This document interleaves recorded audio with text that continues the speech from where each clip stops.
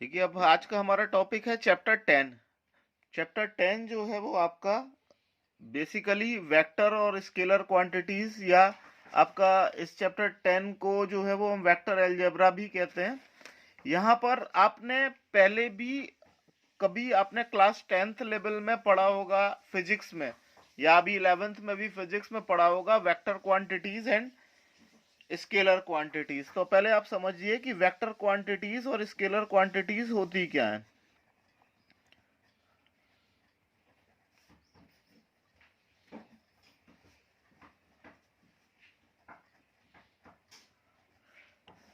देखिए, आपने पढ़ा होगा कि जिस क्वांटिटी में डायरेक्शन और मैग्नीट्यूड दोनों होता है, जहां पर डायरेक्शन और मैग्नीट्यूड बोथ होते हैं,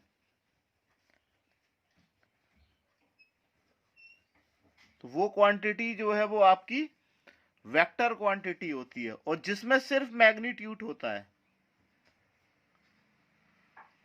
वो क्वांटिटी आपकी स्केलर क्वांटिटीज होती है। जैसे हम कहें कि हमको 10 किलोमीटर जाना है, तो इसमें सिर्फ मैग्नीट्यूड है। अगर हम कहें हमें 10 किलोमीटर ड्यू नॉर्थ जाना है या 10 किलोमीटर ड्यू साउथ जाना है, तो उसमें एक डायरेक्शन डिसाइड हो गया, तो that quantity is called the vector quantity. तो वेक्टर क्वांटिटी और इसमें आपने पहले भी बहुत कुछ पढ़ रखा है, तो बहुत डिटेल में मैं अभी नहीं पढ़ाऊंगा इसके बारे में।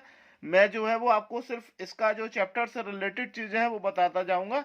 स्केलर क्वांटिटीज आपको पता ही है, जिसमें मैग्नीट्यूड है, जैसे हम कहें 10 kg 10 किलोमीटर, जिसमें सिर्फ मैग्नीट्यूड है, किस डायरेक्शन में है, क्या है, वो जो चीजें होंगी that all are the scalar quantities. अब आप देखिए रिप्रेजेंटेशन ऑफ वेक्टर।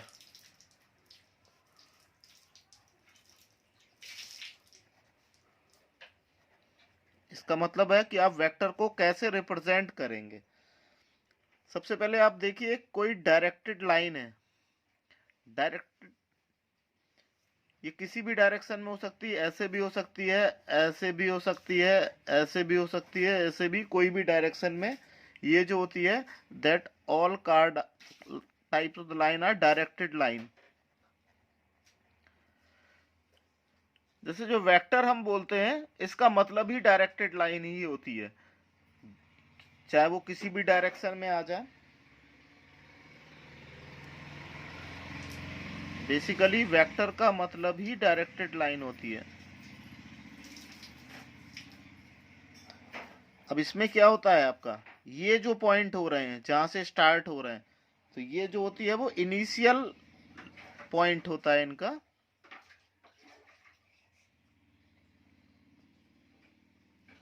अब इसका रिप्रेजेंटेशन अगर हम देखें, तो सपोज ये एक लाइन है, तो ये जो है वो आपकी डायरेक्टेड लाइन तो है ही, मैंने बताई था पहले आपको।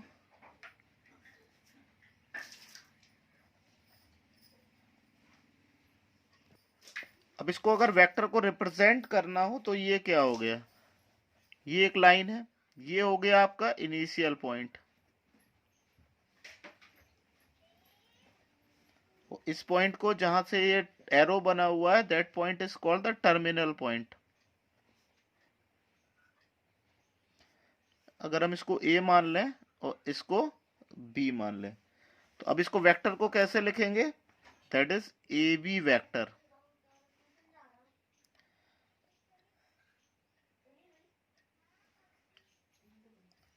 इसको हम इस तरीके से भी लिख सकते हैं। मान लीजिए पूरी लाइन को ए बोल रहे हैं, तो इसको ए वेक्टर भी बोल सकते हैं, इसको ऐसे भी लिख सकते हैं, ए वेक्टर। अब हम बात करें कि मैग्नीट्यूड ऑफ वेक्टर क्या हो गया।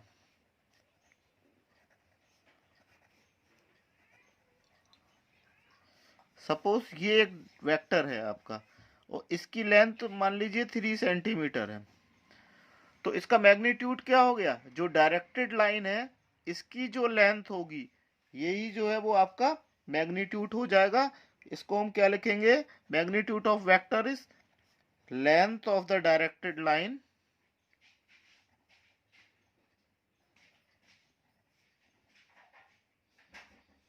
इसको हम कैसे लिख सकते हैं, इसको हम कुछ इस तरीके से रिप्रेजेंट कर सकते हैं। यदि इसको हम ए से लेते तो length of the magnitude line कितनी हो गई, या तो ये लिख सकते थे या हम इसको इस तरीके से लिख सकते थे। अब हम बात करते हैं पोजीशन वेक्टर।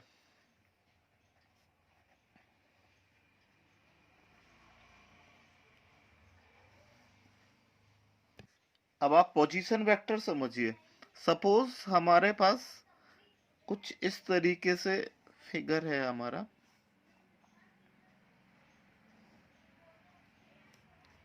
ठीक है।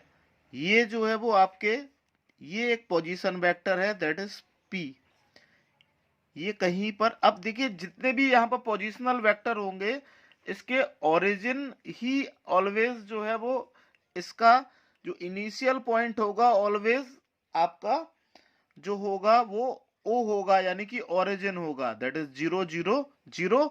और ये जो टर्मिनल पॉइंट होगा ये कुछ भी हो सकता है, ये मान लीजिए एक्स वाई जेड है, तो ये एक्स वाई जेड हो सकता है। तो यदि हम देखें तो इसका इनिशियल पॉइंट क्या हो गया, इस पोजिशनल वेक्टर का इनिशियल पॉइंट हो गया 0 0 0, और इसका जो आपका टर्मिनल पॉइंट हो गया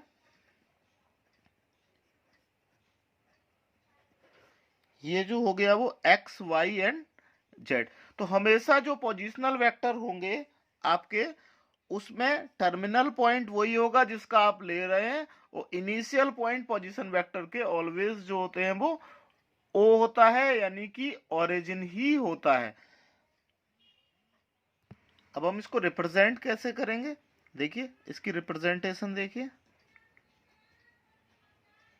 सपोज ये आर है आपका, तो या तो हम इसको ऐसे लिख लेंगे ओपी वेक्टर या फिर आर वेक्टर।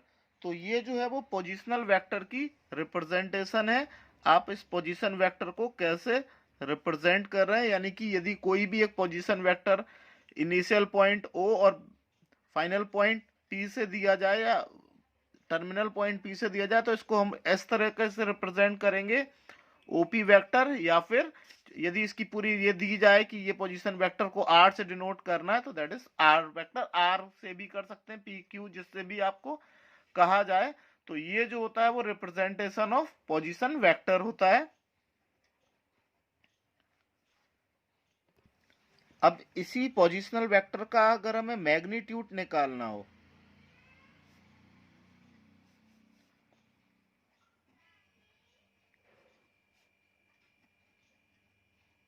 तो हम कैसे करेंगे इसको।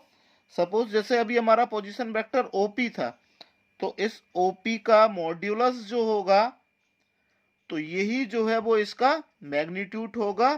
क्योंकि मॉड्यूलस इसलिए लेते हैं क्योंकि जब कोई भी लेंथ या वो लेना है तो वो पॉजिटिव ही रहती है। या फिर यदि हमने इसको आर से कर रहे थे तो इसको आप मॉड्यूलस ऑफ आर भी लिख सकते हैं। तो इस तरीके से आप पोजीशन वेक्टर का मैग्नीट्यूड को इस ऐसे रिप्रेजेंट करते हैं। और इसको जो अगर हम वैसे अगर ना पता हो तो इसका जो होता है मैग्नीट्यूड, दैट इज फाइंड करना हो, तो that is under root x square plus y square plus z square. ये जो होता है वो मैग्नीट्यूड ऑफ पोजीशन वेक्टर होता है।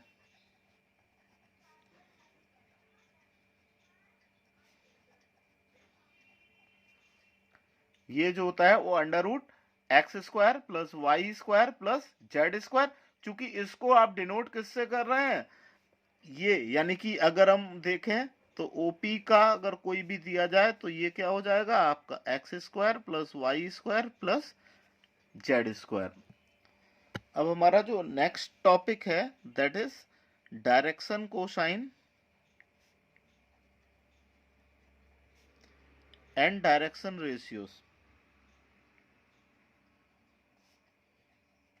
अब आप ये समझिए कि क्या होता है डायरेक्शन कोसाइन और डायरेक्शन रेशियो।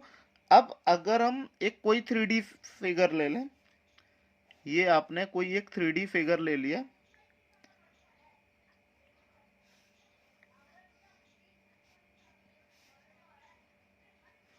ठीक है।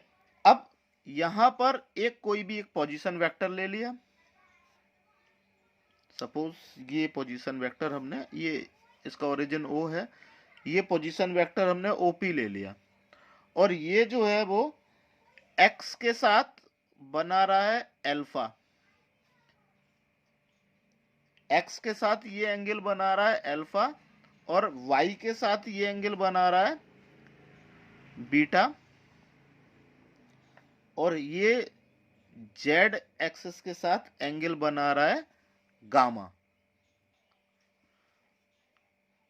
तो ये जो अल्फा, बीटा एंड गामा जो बने, ये जो होंगे that all are direction angles.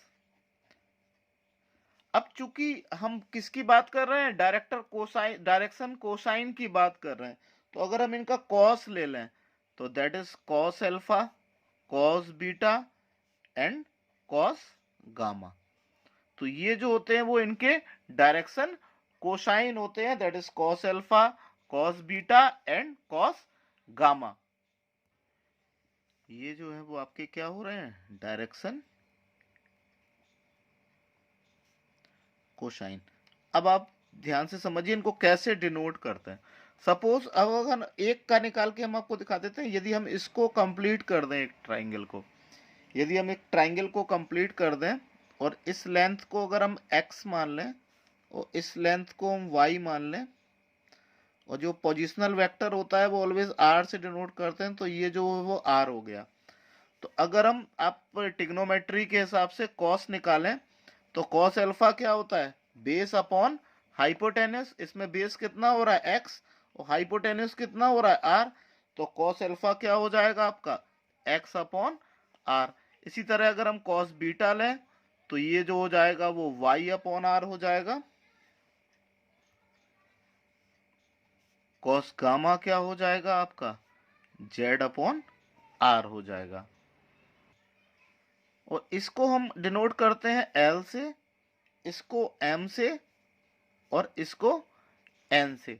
तो यदि कहीं पर भी टर्म L, M और N आए तो आप ये मान के चलिए कि ये डायरेक्शन कोसाइन होते हैं। L जो होता है वो that is cos alpha, M is cos beta and N is cos gamma, और L का मतलब हो गया cos alpha that is x upon R, y upon R and z upon R. ये जो होते हैं वो आपके डायरेक्शन कोसाइंस होते हैं which are L, M and N, जो कि x upon R, y upon R and z upon R होते हैं। और फिर से समझिए L जो होता है वो cos अल्फा होता है, यानी कि x एक्सिस के साथ बना हुआ एंगल, M जो होता है वो y एक्सिस के साथ बना हुआ एंगल, और Z जो होता है वो z एक्सिस के साथ बना हुआ एंगल। एंगल अकेले नहीं, इन एंगल का कोसाइन होता है। एंगल तो अकेले डायरेक्शन एंगल कहलाते हैं, ये जो होता है वो इनका कोसाइन होता है। अब हमें नेक्स्ट निकालना है डायरेक्शन रेशियोज।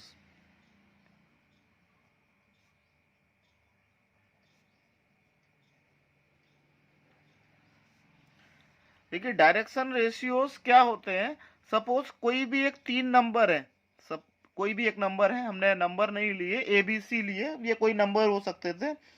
तो जो ABC नंबर है such that it is proportional to direction ratios, यानी कि ये जो नंबर जो डायरेक्शन रेशियोज के डायरेक्शन कोसाइन के प्रोपोर्शन होते हैं, that number are called the direction ratios. जैसे कि A upon L is equals to B upon M is equals to C upon N। तो ये जो होते हैं वो आपके डायरेक्शन रेशियोज होते हैं, और ये जो तीनों होते हैं ये आपके R के रेशियो के इक्वल होते हैं। तो हम इसको ऐसे भी लिख सकते हैं कि A upon L is equals to R, B upon M is equals to R and also C upon N is equals to R।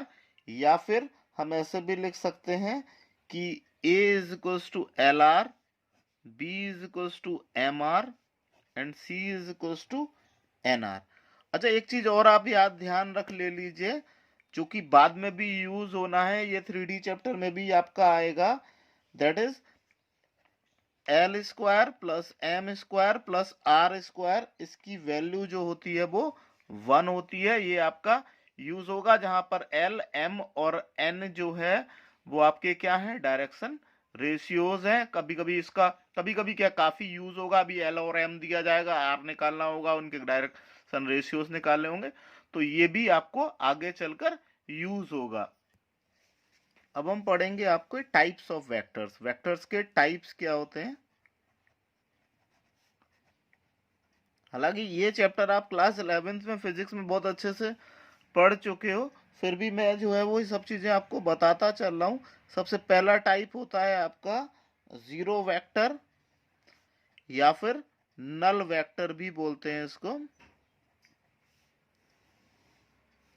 तो ऐसा वेक्टर जिसका की मैग्नीट्यूड जीरो हो, ऐसा वेक्टर जिसका की मैग्नीट्यूड जो हो जाए वो जीरो हो जाए, that vector is called the zero vector. अब आप सोचोगे कि कौन सा वेक्टर जो होगा वो जीरो होगा। सपोज ऐसा वेक्टर जिसका की इनिशियल एंड टर्मिनल पॉइंट दोनों ही आपके सेम हो, इनिशियल पॉइंट और टर्मिनल पॉइंट सेम हो। जैसे सपोज एक वेक्टर यहां से शुरू होना था, ये ए से, तो जहां से शुरू हो रहा है वहीं पर खत्म हो रहा है, यानी कि इनिशियल पॉइंट और टर्मिनल पॉइंट दोनों ही आपका एक ही है। यदि वेक्टर कोई ए भी है, उसका इनिशियल पॉइंट भी ए है और टर्मिनल पॉइंट भी बी, और मतलब इनिशियल पॉइंट ए है और फाइनल पॉइंट भी वो सेम ही है, यानी कि एक ही पॉइंट से दोनों स्टार्ट हो रहे हैं, या हम ये कह सकते हैं कि दोनों पॉइंट्स कोइंसाइड्स कर रहे हैं, तो that are the magnitude zero vector. इसको हम जो है वो डिनोट या रिप्रेजेंट करते हैं जीरो वेक्टर, इस तरीके से इसको रिप्रेजेंट कर सकते हैं। Next is unit vector. Unit vector क्या होता है, ऐसा वेक्टर जिसका की मैग्नीट्यूड जो हो 1 हो, ऐसा वेक्टर जिसका की मैग्नीट्यूड 1 यूनिट हो, वो वेक्टर जो है वो यूनिट वेक्टर कहलाता है। और इसको हम डिनोट करते हैं इस तरीके से, ए कैप। किससे डिनोट करते हैं, A cap, A cap B cap जो भी है, ये जो है वो एक कैप जैसी लगा देते हैं, तो दैट इज यूनिट वेक्टर। आप हमेशा याद रखिए कि यूनिट वेक्टर वो वेक्टर होता है जिसका की मैग्नीट्यूड जो है वो 1 हो। नेक्स्ट जो होता है वो आपका को इनिशियल वेक्टर। देखिए को इनिशियल वेक्टर क्या होते हैं, जैसे कि नाम से ही लग रहा है कि इनिशियल पॉइंट एक होना चाहिए, यानी कि जहां सेम से, सपोज एक ये इनिशियल पॉइंट है, वहां से एक वेक्टर ये निकला, एक वेक्टर ये निकला, एक वेक्टर ये निकला, 2 3 4 जितने भी वेक्टर बने, वो जो वेक्टर्स होते हैं that are coinitial vector होते हैं। ये suppose A vector, B vector, C vector, तो all are the coinitial vector, यानी कि ऐसे वेक्टर जिनके इनिशियल पॉइंट सेम हो, that vector is called the coinitial vector. Next type of the vector is collinear vector.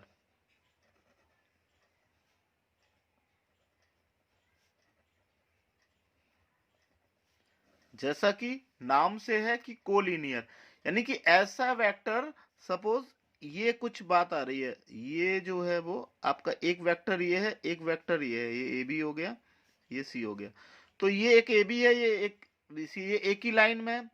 इसके अलावा ये तो कोलिनियर है ही, अगर ऐसे भी वेक्टर जो कि पैरेलल हो, यदि ये एक ए बी है और ये सी डी है, तो ये वेक्टर भी जो है वो कोलिनियर वेक्टर कहलाएंगे। इनके डायरेक्शंस चेंज हो सकते हैं, यानी कि कुछ ये दोनों लाइन, ये अभी दिख नहीं रही पैरेलल, लेकिन यदि ये दोनों लाइन आपकी पैरेलल हो रही हैं, तो ऐसे वेक्टर जो आपस में पैरेलल हो या एक ही लाइन में लाइज कर रहे हो स्ट्रेट लाइन में, that all vectors are called the collinear vectors.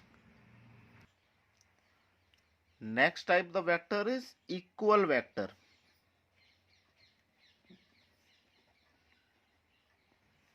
अब इक्वल वेक्टर क्या होते हैं, ऐसे वेक्टर जिनके सेम डायरेक्शन हो और सेम मैग्नीट्यूड हो, ऐसे वेक्टर जिनके सेम डायरेक्शन हो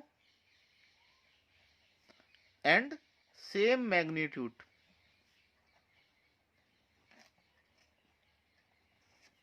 सपोज कि एक वेक्टर ये है, ये ए बी हो गया, ये डायरेक्टेड है इधर, और एक वेक्टर और हो गया सी डी, ये डायरेक्टेड है इधर। यदि इसका मैग्नीट्यूड आर है तो और इसका भी मैग्नीट्यूड आर है, तो यदि दोनों का सेम मैग्नीट्यूड है, आर हो, 5 हो, 4 हो, 3 हो, 2 हो, कुछ भी हो, यदि आपका डायरेक्शन भी सेम है और मैग्नीट्यूड भी सेम है, तो then the vector is said to be equal vector. अब नेक्स्ट आता है आपका नेगेटिव वेक्टर।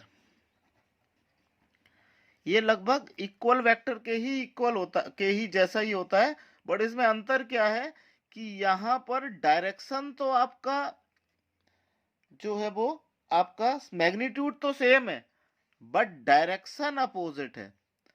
यानी कि ये अगर ए से बी की ओर डायरेक्टेड है और यहां पर ये सी और डी, इनका डायरेक्शन आपका अपोजिट है, और मैग्नीट्यूड अगर सेम है तो ये जो हो जाता है वो आपका, लिख देते हैं हम, same magnitude but opposite direction. तो ये जो होते हैं वो आपके नेगेटिव वेक्टर होते हैं। इसको हम ऐसे भी लिख सकते हैं, ये ए वेक्टर हो गया और ये भी ए है लेकिन ये इस तरफ से है, तो ये आपका माइनस ए हो जाएगा, ये इसका डायरेक्शन चेंज हो रहा है। ये सब आपका फिनिश हो गया। एक चीज छूट रही थी, ये जो होते हैं दैट इज फ्री वेक्टर।